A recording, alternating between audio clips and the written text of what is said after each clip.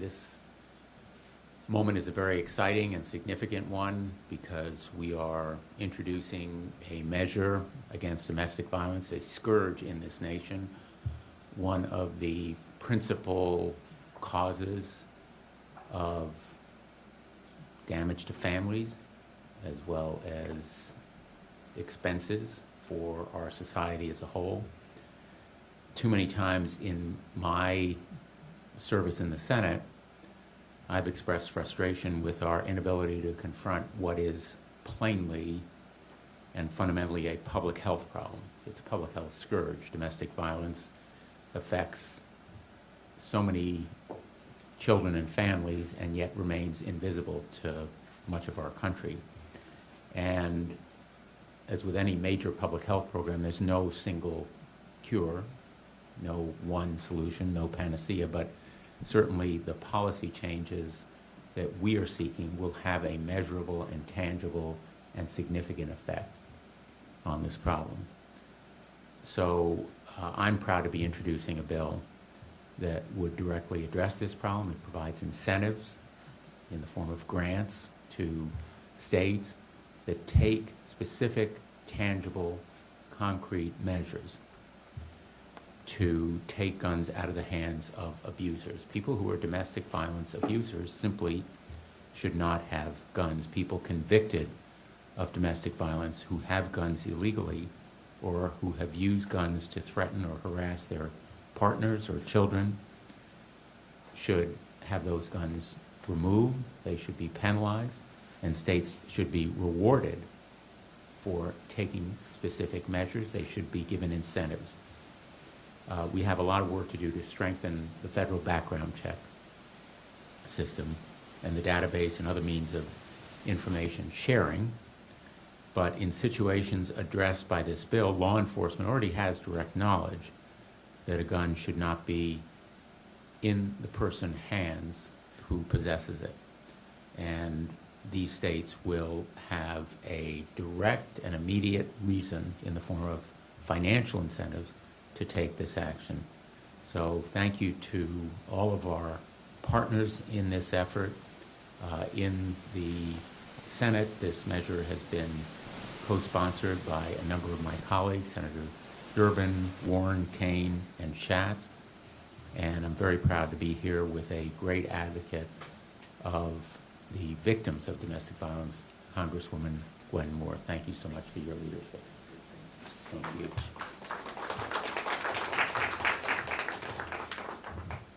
It is really a great privilege to be here with the Senator Blumenthal with the YWCA.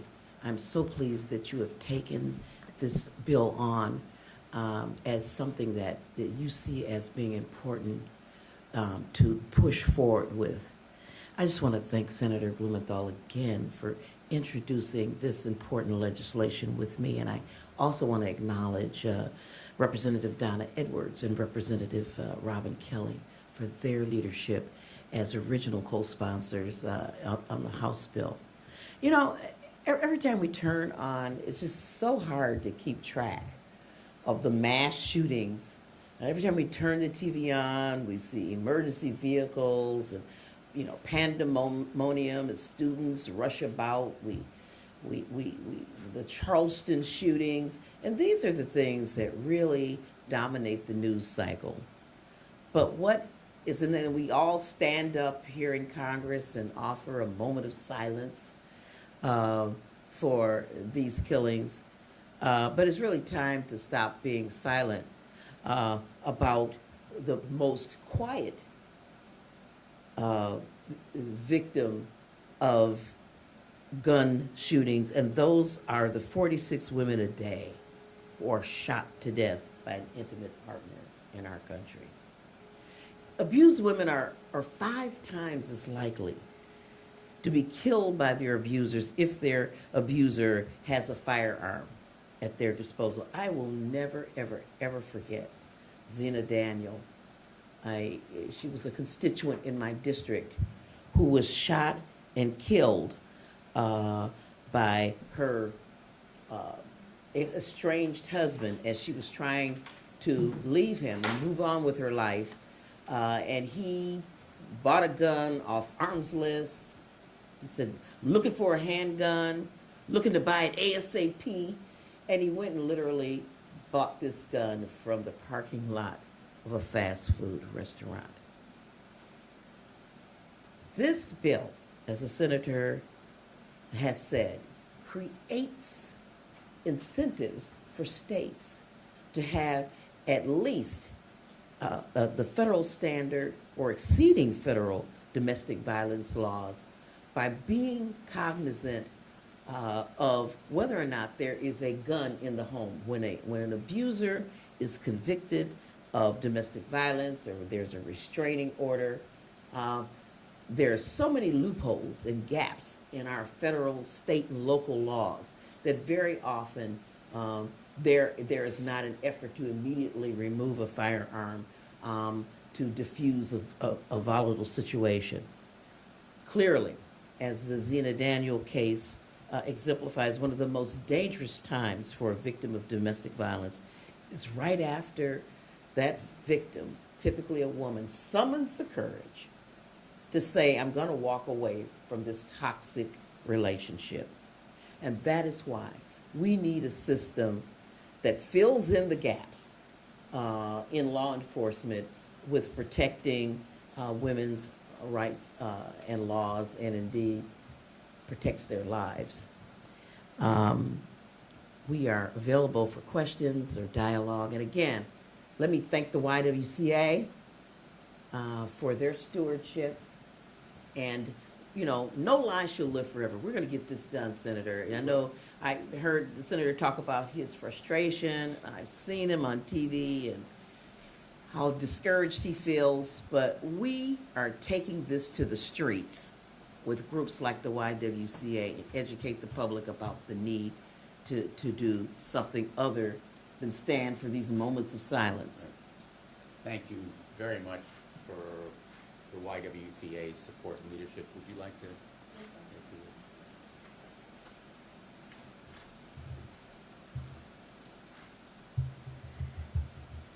Good afternoon. Thank you, Senator Blumenthal and Congresswoman Moore, for your leadership on this critical issue on ending firearms-related domestic violence homicides. My name is Kutsia Raja, and I'm here on behalf of YWCA USA, one of the largest providers of domestic violence services around the country. We're so proud to be here today for the reintroduction of the Domestic Violence Criminal Disarmament Act and the Domestic Violence Homicide Prevention Act, two bills that YWCA feels strongly advocate for common sense approaches to addressing domestic violence homicides and keeping women and families safe. For YWCA, as is the case for all other groups that work on the issue of domestic violence, like my partner here, Rob Valente, who is here from the National Domestic Violence Hotline, October is a heavy month. It's certainly an opportunity to raise awareness about domestic violence in our communities, but it's also a grim reminder of the stark reality that we face as a country, where we know that 1 in 4 women will face domestic violence at some point in her life. That if you're a woman in the United States, you're 11 times more likely to die at the hands of a gun than in any other developed nation.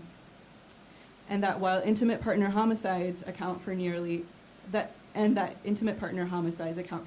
half of all women that are killed each year in the United States. We know that perpetrators with access to firearms are 5 to 8 times more likely to kill their partners than those without them. And that the mere presence of a gun in a domestic violence situation increases the risk of homicides for women by 5 times. For women of color, that lethality risk is even more increased. These numbers are only a few of many that illustrate a very clear point. We're doing a great disservice to women and families in this country, and we're doing so quite literally at the cost of women's lives. As YWCA commemorates the 20th anniversary of Week Without Violence, an annual campaign that takes place nationally across communities in this country to end violence in all of its forms, we are proud to be here today for the reintroduction of 2 bills that would effectively remove guns from the hands of abusers and save countless lives. Thank you. And I wanted to now bring to the podium, last but not least, Rob Valente, who is here from the National Domestic Violence Hotline.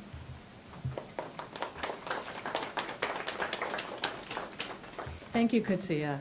And thank you, Congresswoman, and thank you, Senator. These two are some of our greatest allies and work hardest on this issue, and I want to recognize them for that and thank them for inviting me to this important event where a truly important piece of legislation that can really make a change in thousands of lives is introduced. My name is Rob Valente. As Kutsia said, I'm the Vice President of the National Domestic Violence Hotline. The hotline receives nearly 400,000 contacts a year via chat, phone, text, and also millions of visitors to our website. Our goal is to keep these victims of domestic and dating violence safe and protected and help their family and friends support them. And one thing that we hear about all the time is firearms violence. Too many of them tell us their terrible secrets. We did a survey last year, and I just want to report to you what some of the results of that survey were, and it'll illustrate to you how important it is for this legislation to take place and to pass.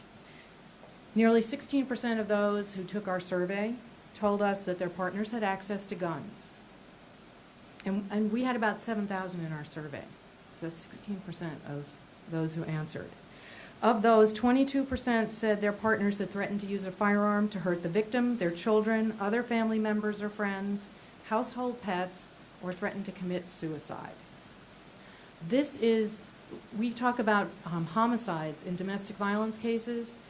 Many, many, many times that in victims are experiencing this kind of terrorism at home, where firearms are used to threaten them with violence, to force them to change their behaviors, to do what the abuser demands of them, and to just plain old commit acts of domestic terrorism.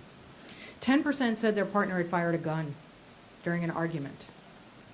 52% said they would feel safer if law enforcement would take the guns away.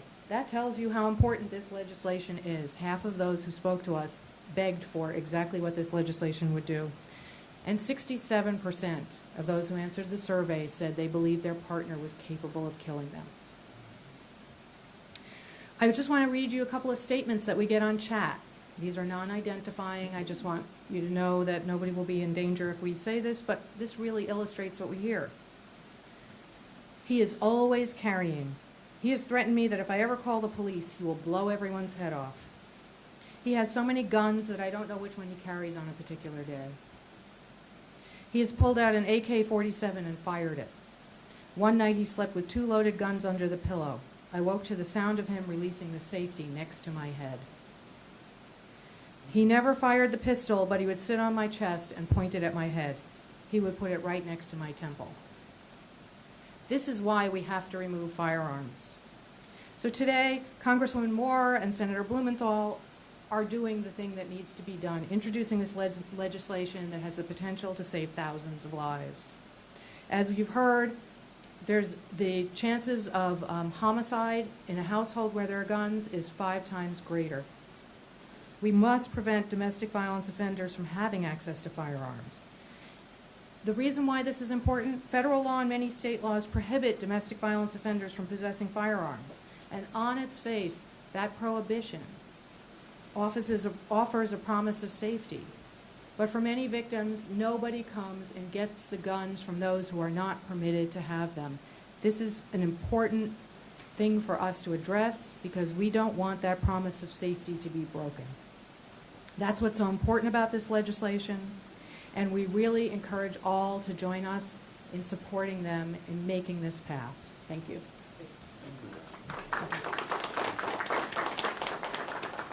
Thank you. Well, I want to thank the National Domestic Violence Hotline and the YWCA, and of course my great partner, Congresswoman Moore, and all of you for being here today. It really is profoundly important. We pass laws here. We approve legislation. And we forget that that law is dead letter unless it's enforced. Unless somebody takes a firearm away from someone who legally shouldn't have it, the law is dead letter. We have those prohibitions on the books. This measure would make sure the laws are enforced. And you've heard, I think, the personal accounts here about why it makes a difference.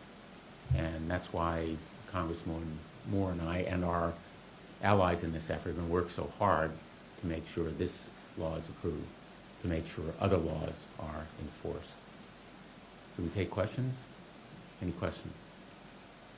We won't be offended if there aren't any. Well, again, I really want to thank all of you for being here. I know every one of you is working hard in this cause, and I think that thousands of women, let's be honest here, the vast majority of victims of domestic abuse are women. Thousands of women will be grateful to you. Thank you. Thank you so much. Thank you so much.